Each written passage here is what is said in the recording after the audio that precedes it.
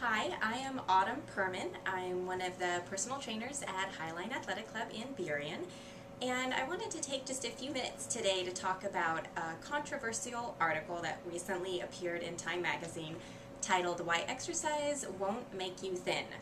And just from the title you can see why that would be very controversial, and it's also a little bit confusing, so I wanted to go through just a couple of main points that the author makes, and then what I actually agree with and disagree with in the article. I have a couple of notes I might glance down at periodically. Some of the main points that the author makes are that exercise will often lead people to reward themselves with food that they either would normally not have eaten, or they will eat more than they would have otherwise eaten had they not been working out. And this just ends up being a counterproductive cycle. And he also talks about how people are doing overall less daily activity. And he also makes a connection to people expending energy exercising and then being too tired when they go home to do stuff they might have done otherwise, like playing with the kids or going for a walk or even doing more housework or yard work. And he tends to present the information, I feel, in a rather slanted way, meaning it's easy to come away from the article feeling like throwing in the towel. You know, why would I keep working so hard if I'm not losing weight? If, you know, being that that's one of the main reasons that people do join a gym is to lose weight. And there can be some real myths associated with this narrow viewpoint. It also may stop people from starting to exercise if they were considering it. You know, why go through all of the quote-unquote pain and suffering if I'm not going to lose weight anyway? And what I do agree with is I've seen time and time again that clients will try to out-train a bad diet. And what I mean by that is they really want to believe, and a lot of us feel this way, that if we're working out really hard in the gym, that we can take some more liberties with our nutrition. And it doesn't even have to be anything significant. It doesn't mean you're eating fast food all the time, but it might be those little things that you allow yourself thinking, well, you know, I worked out today. It's okay for me to eat this. And really what you need to be aware of is that we are the product of our choices over time. And nutrition can be a really tough issue because we're actually making nutritional decisions all day long, every single day. Whereas exercise, we might work out 4 or 5 times a week, and maybe it's for an hour at a time. So it is a more challenging issue to deal with.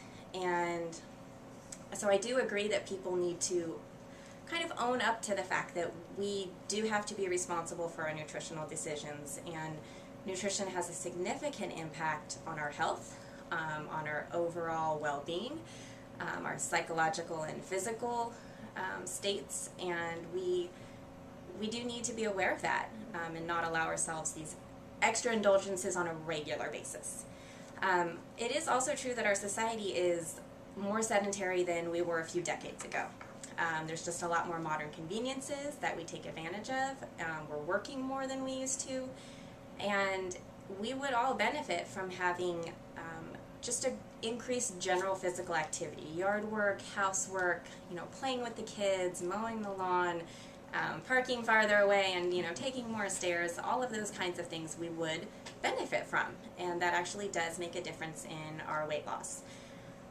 I find it interesting that he talks about people not having the energy left over to do work around the house they may have done otherwise. Most everyone I know talks about how their energy level increases with regular activity. I think that's been well established through research as well as anecdotally. And he doesn't really mention that. He actually talks the opposite.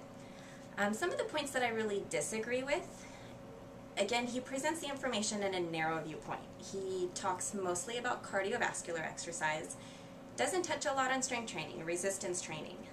It is well established in research that even starting resistance training at a very late age greatly increases your muscle mass. It decreases your risk of falls and injuries. It improves your ability to perform activities of daily living so that you can live independently longer. It tends to greatly impact people's psychological and physical well-being. People just tend to feel better about themselves when they're stronger, when they're more capable. So there's a whole greater spectrum involved in exercise than just cardiovascular exercise. He also, again, just really takes that slanted view of focusing only on weight loss, whereas, you know, that is important, but there is a host of other benefits involved with regular exercise and being active.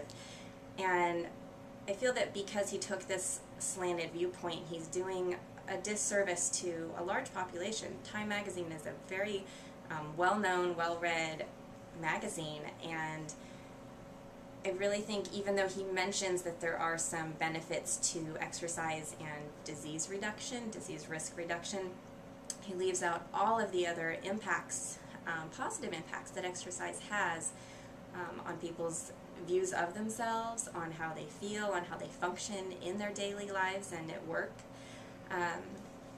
And he, again, he takes a narrow viewpoint, and I think that, again, people need to own up to their nutritional decisions. They need to realize that their health and longevity will be impacted by how they eat consistently. Doesn't mean we can't enjoy, you know, occasions and treats now and then, but it's really what we do consistently over time that will impact our health, and it will impact our weight and our body composition. So those are just some of the main points that I wanted to bring up, and hopefully that answers some of your questions, or maybe takes away some of the confusion if you did read about or hear about this article. Thank you.